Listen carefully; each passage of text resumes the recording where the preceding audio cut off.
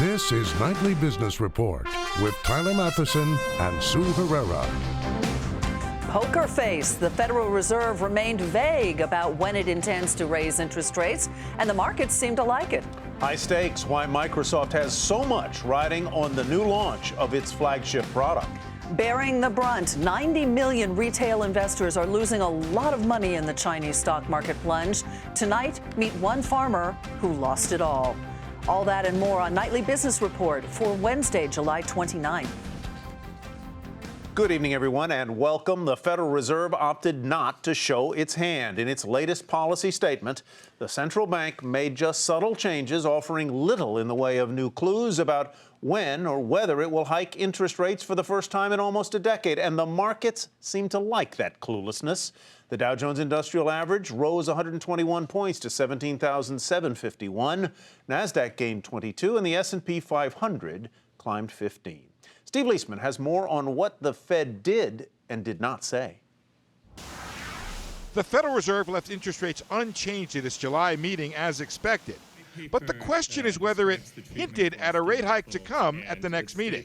On the one hand, it upgraded one part of the equation needed to raise rates, jobs, but it left the second one, inflation, unchanged. The Fed doesn't want to show its hand as it did in the 2013 taper tantrum.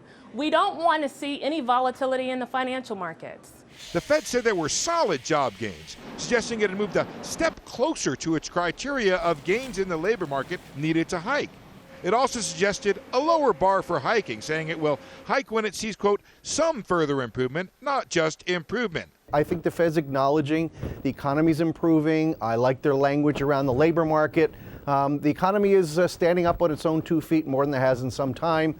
This will eventually cause the Fed to raise rates. But the Fed characterized inflation in virtually the same terms it did in June, as running below the 2% target and likely to gradually rise in the medium term to that target. So no progress there. That means the September hike still depends on strong job gains in the next two reports before that September 17th meeting.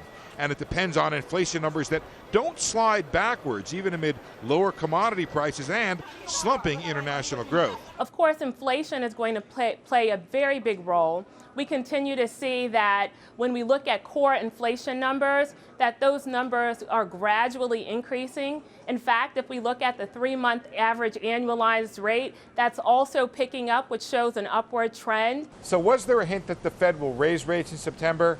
Yes, if you count as a hint the idea that they're going to look at the jobs data and the inflation data and make up their mind then. That's not really much of a hint at all. For Nightly Business Report, I'm Steve Leisman in Washington. And as Steve just reported, the recent rout in commodity prices is on the Fed's radar. But today, oil prices rebounded from near 6-month lows.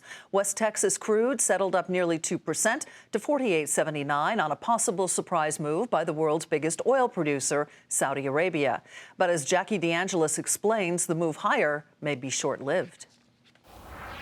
Oil prices popping on the session. One of the contributing factors, some headlines coming out from Saudi Arabia that the country could cut its production at the end of the summer and throughout the rest of the year. The numbers that we're looking at, 10.3 million barrels a day, hovering around 10 million barrels a day, according to sources, by the end of 2015. Traders saw this as a bullish sign for crude prices, but then said they're concerned it may not be enough of a production cut from Saudi Arabia. They'd want to see something along the lines of 1 million barrels a day to really believe that this is significant enough to impact the oil market. Still, of course, there have been many factors that have been pressuring crude prices down 15% in the last month. One of them, Iranian oil, the potential for it to come back online. Of course, we're still waiting for Congress to potentially approve the deal that was passed by President Obama and the other world powers. But the question will be when this oil, if and when it comes back online, what that will do to the market, and if U.S. production cuts and production cuts coming out of Saudi Arabia will be enough to still balance the supply-demand equation. The overarching theme in the pits right now is that the bias is still to the downside, although the shorts are telling me that they're a little nervous. Reporting for Nightly Business Report, I'm Jackie DeAngelis. Federal Reserve watches the housing market very closely, and today we learned that higher prices are beginning to take a toll on home buyers. Signed contracts to buy existing homes, otherwise known as pending home sales, fell 1.8% in June from the prior month. That National Association of Realtors, the National Association of Realtors says the drop comes after 5 straight months of gains. Despite the decline, sales are still more than 8% higher than they were a year ago. The International Monetary Fund has been calling on the Federal Reserve to delay an interest rate hike until next year or risk stalling the U.S. economy. And today, the head of the IMF, Christine Lagarde, described the U.S. economy as, quote, the strong performer, end quote, but added that the world economy is fragile and still faces some downside risks. If I look at the global economy as it stands at the moment, and based on the WEO latest, the World Economic Outlook, we have a situation where growth is a little bit tepid, I would say, 3.3% 2015, hopefully 3.8% in 2016, which is clearly better. So we have recovery, as we have said, but it's fragile, it's unbalanced, and there are some downside risks on the horizon. Ms. Lagarde also described China's economy as resilient despite the recent drop in that country's stock market. One global company is entering what it calls a new era. Microsoft, the world's largest software maker, is launching an updated version of its flagship product, Windows 10. It rolls out today, but in a much different way than past versions because this one is free to most existing Windows users. Investors seem pleased. They sent shares 2% higher on Microsoft in today's session. And as Josh Lipton reports, the company has a lot riding on its success. We want to make Windows 10 the most loved release of Windows.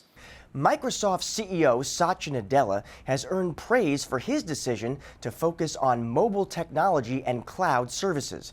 But now he faces his biggest test yet with the launch of Windows 10, the company's new operating system. Nadella, especially after the disappointment of Windows 8 that we saw, this really needs to be successful for investors to believe that Microsoft could recreate the growth. The Windows franchise still accounts for some 25% of Microsoft's revenue, and it impacts a lot of people. More than 1 billion users rely on Windows today. But expectations are muted. A financial bump in Windows 10 would show up in the company's devices and consumer licensing group. Right now, Wall Street thinks sales in that division will fall 6% in 2016. Analysts have been disappointed with the most recent upgrades.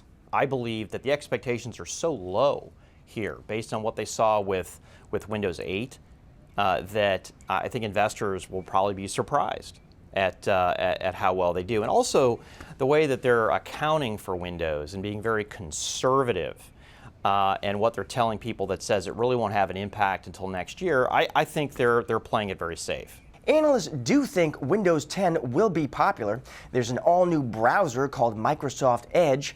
Cortana, Microsoft's digital assistant, which responds to voice commands, also comes to the desktop. What's the traffic like going home? Traffic is light. The operating system starts up and resumes faster and boasts more built-in security features. There's also the hope that Windows 10 could give a boost to weak PC sales.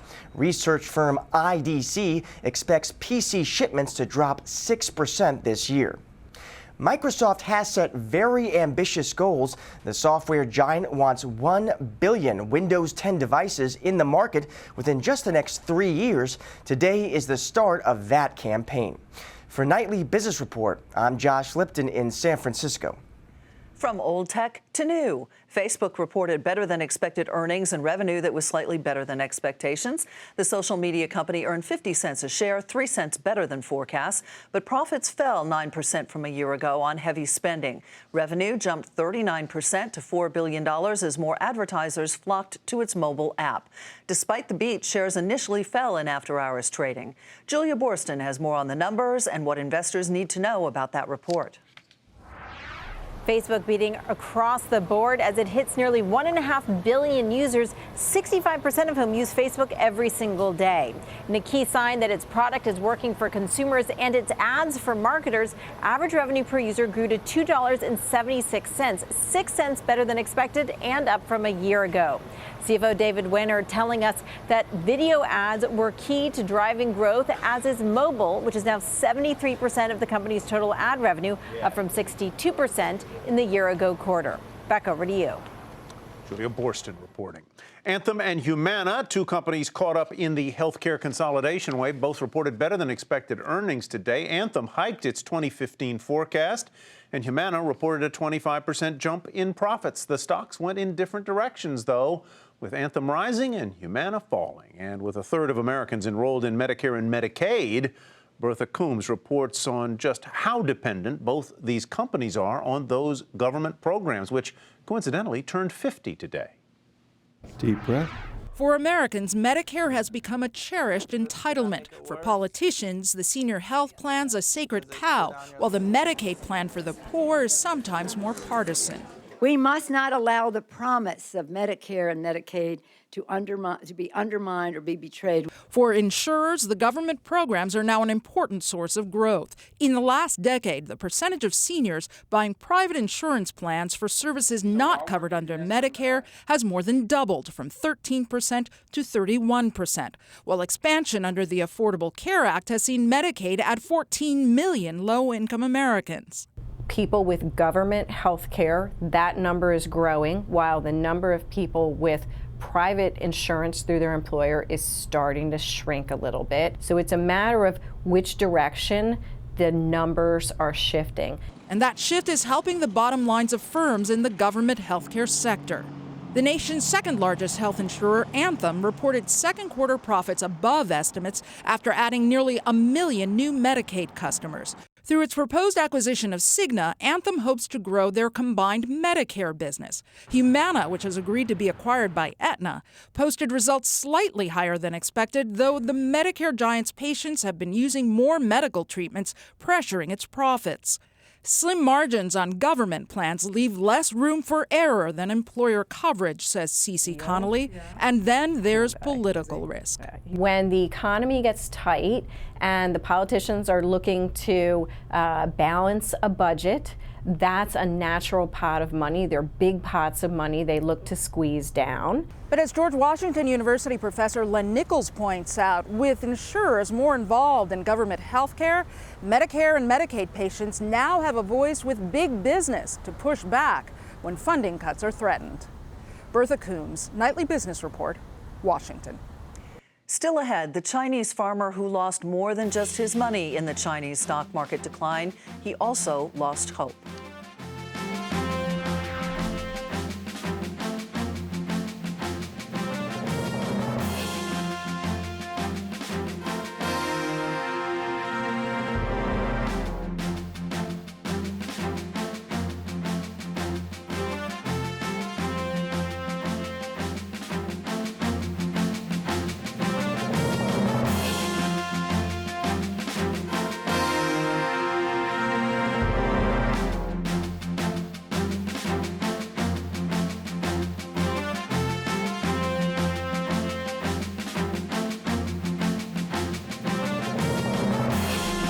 The Department of Defense awarded a multi-billion-dollar contract to the defense contractor Layoffs, which teamed up with Cerner and Accenture. As reported earlier this week, these companies will now be responsible for modernizing the military's medical records for nearly 10 million military members. The contract is valued at around $9 billion over the next 18 years.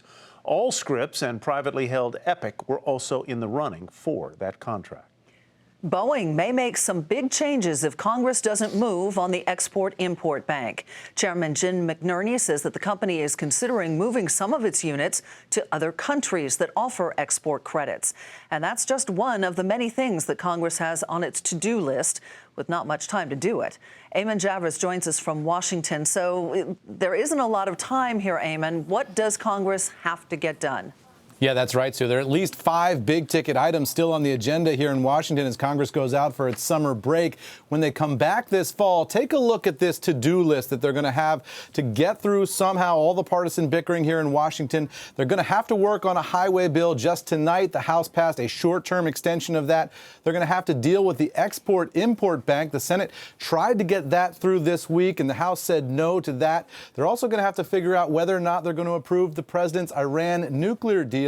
And the debt ceiling and a continuing resolution to fund the government are all going to be on the agendas there, Sue. So a lot of work coming up this fall. Which of those things are going to get done? That's a really good question. My guess, Tyler, is the things that get done are the absolute must-pass to keep the government open. So the continuing resolution, I think you can bet that that'll get done. I think raising the debt ceiling, as tough as that is as a vote for Republicans, that'll probably get done too. Some other things might be a little bit more discretionary. So which ones might die? If you have to go through that discretionary list, which ones do you think are either so contentious that they won't be able to get to agreement, so they might put it aside, or they simply won't be able to get it done? You know, I wouldn't have said this earlier this year, but I think the Export-Import Bank really could be in the crosshairs here. The Congress has already allowed its authority to expire. It is operating sort of with a broken wing right now. There are conservatives up on Capitol Hill who really, really hate the idea of a bank that finances loans for U.S. exporters for their customers. That one sort of splits the Republican Party between the Chamber of Commerce wing and the very hardcore conservative wing. That one could die, I think. So do Mr. McNerney's comments about maybe moving some of Boeing units to other countries, will that resonate with those who perhaps are on the fence about the Export-Import Bank? Because if Boeing moves those units, it may mean they're going to lose those jobs. Yeah, it may backfire, though. Conservatives on Capitol Hill may look at that as bullying by a big company executive, and they might dig in their heels even more on the Ex-Im Bank, which is just very, very unpopular in that group. All right, Eamon, thanks so much, as always. Eamon Chavez in Washington. And Sue, we begin tonight's market focus with mixed results from MasterCard. Earnings were basically flat. Revenue growth was weaker than expected. This is the stronger dollar weighed on the company's results. On top of that, the firm offered more rebates and incentives for deals. Still, shares were up today, more than 1.5% to 96.73. Defense contractor Northrop Grumman posted earnings that topped estimates. Profit was higher on a tax credit and because of margin improvement. On that, the firm hiked its full-year profit guidance. Shares rose 6% to $173.44. GlaxoSmithKline's quarterlies topped estimates on both the top and bottom lines. Sales of its AIDS medications and cost cuts helped the drug maker overcome a slump in sales of a big lung drug. Shares were 2% higher at $42.62. And Jarden reported earnings and revenue that were in line with expectations. The CEO of the company, which is behind brands like, I love this, Crock-Pot, Sue, and Yankee Candle, says despite concerns about performance overseas, he still sees opportunity. In Brazil, we have a pretty big base of operation, and obviously you've had to struggle with the real. The economy has slowed down quite a bit, but we also see that there's a lot of white space for growth. While the economy may have its issues and its ups and downs, we have market share opportunities across the board, whether it be in Europe or Asia or in Latin America or Brazil specifically.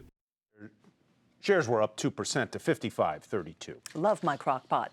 Altria's earnings and revenue came in better than analysts were expecting. On that, the tobacco producer raised its full-year guidance and announced a $1 billion stock buyback program. Shares were off 1.5% to $54.40. A disappointing late report from Whole Foods. The grocery chain missed on both fronts, and same-store sales came in below estimates. To top it off, the company cut its annual sales forecast. Shares were way down in initial after-hours trading. Before the close, the stock was off slightly to $40.82. Wynn Resorts reported profits that plunged more than 30% on slumping revenue from Macau. This as the Chinese government has cracked down on gambling corruption, which has hurt casino owners. It was a choppy trading right after the close. The shares ended the regular trading day off 2% to 96.03. Marriott, on the other hand, beat on the bottom line, but revenue came in a little bit below forecasts. Its third-quarter earnings estimates were below consensus, but the hotel operator lifted its full-year outlook. Shares were unchanged initially after the close. Before the bell, the stock was 3% higher to close at $77. Volkswagen, which is now the world's top automaker, is warning about its most important market, China. The German company said its net profit in the second quarter fell 16% because of weakness in the world's second-largest economy. VW also cut its full-year outlook for deliveries. The stock market in China rebounded overnight, putting a stop to the three-day slide that wiped 11% off of China's main stock market index. The Shanghai Composite rose more than 3%, but it's still down about 25% from its peak in mid-June.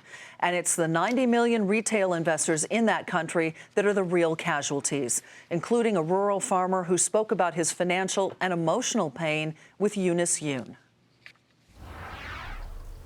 Far from Wall Street and the financial capital of Shanghai, farmer Yang Cheng saw his dream of getting rich disappear in the stock market. Yang began investing in 2008 from the remote town of Panzhihua in southwest China. He lost everything. I feel so hopeless, he says. Traditionally, average Chinese shun the stock market as an unreliable investment. But that changed in 2014 when the government started promoting stocks as part of a grand plan to open the economy and expand the role of markets here. Yang put his savings of $164,000 in the bull market and invested his relatives' money too. He bet it all on one stock, a local mining company. When the market climbed to 4,000 points, I realized the risks were pretty high, he says. However, public opinion on government policies affected my judgment. But what doomed him was margin trading. His brokerage convinced him to try it. He borrowed $1 million, more than 5 times his portfolio. When the market hit a low point in early July, his brokerage forced him to liquidate. In an ironic twist, he now owes roughly the same amount he originally invested. Yang isn't alone. At brokerages across the country, hundreds of thousands of ordinary investors have been caught off guard by all the volatility. Many of them have suffered catastrophic losses. Yang bought a train ticket to Beijing. Like many investors, he traveled to the offices of the leadership and the stocks regulator, but was turned away. I don't know what to do. I trusted the government too much, he says. I won't touch stocks again. Returning home empty-handed, the full weight of the family crisis sinks in. I have ruined everyone in my family, he laments. For Nightly Business Report, I'm Eunice Yoon in Panzhihua. That sort of pain is universal. Well, coming up, hitting the road, why Americans are keeping their old cars longer than ever.